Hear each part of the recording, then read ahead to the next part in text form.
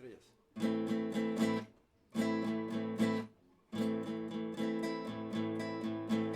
Es una pena que sigamos discutiendo para saber quién tiene la razón después de tanto tiempo, después de tantas vidas.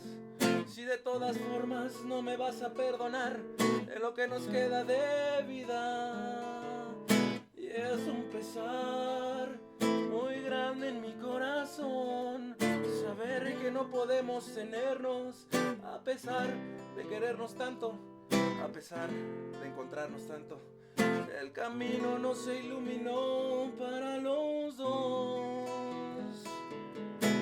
Somos estrellas esperando a morir la noche para dejar de brillar en el último día en la tierra. Somos estrellas esperando a morir la noche para dejar de brillar en el último día con vida.